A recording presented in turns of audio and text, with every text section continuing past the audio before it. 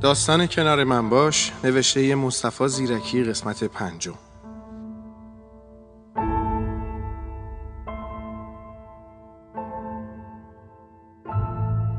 حرفای هدیه خیلی فکر من رو به خودش مشغول کرده بود. به همین خاطر تصمیم گرفتم تا با خواهرم آرزو موضوع رو در میون بذارم.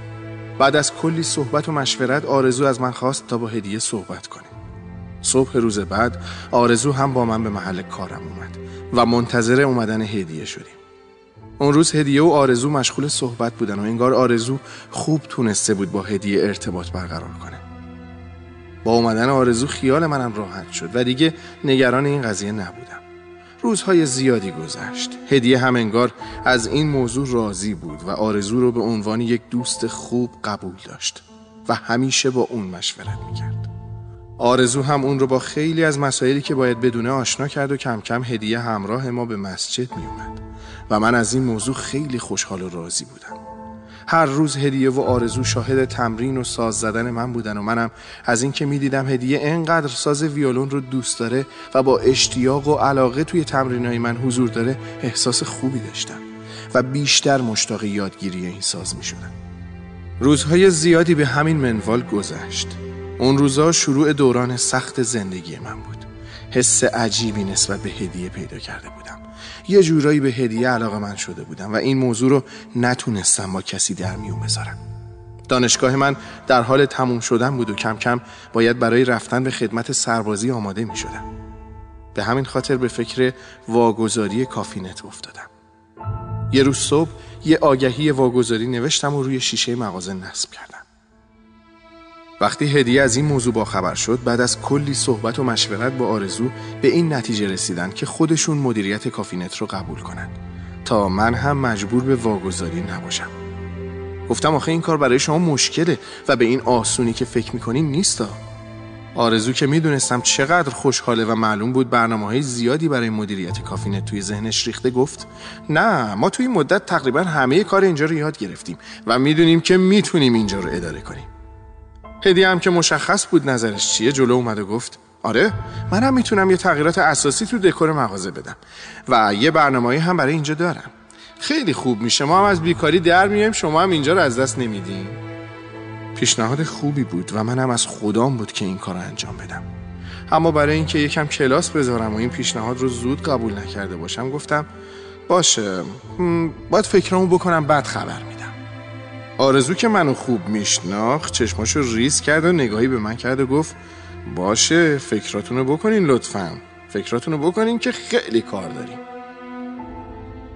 هدیه خیلی تغییر کرده بود و حالا با قبول کردن این کار انگار به زندگی امیدوارتر شده بود و با آرزو برنامه‌های زیادی برای خودشون ریخته بودن.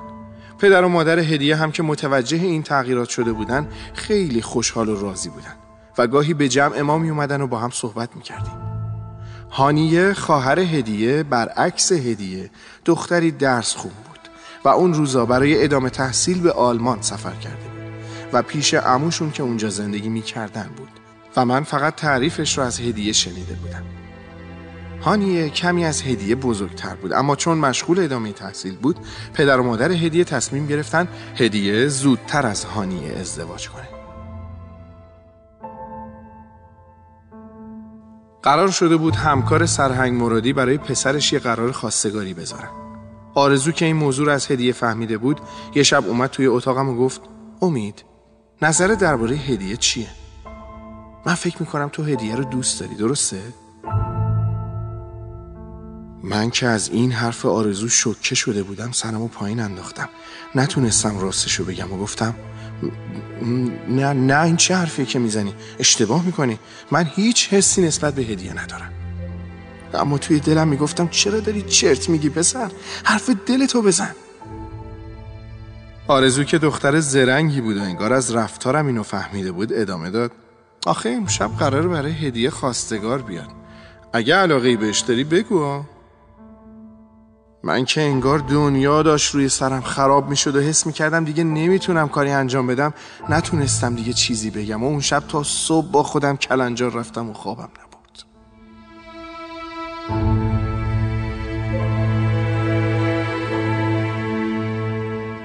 روز بعد وقتی هدیه و آرزو مشغول صحبت بودن، خیلی دوست داشتم بدونم دارن درباره چی حرف میزنن و خواستگاری دیشب به کجا رسیده.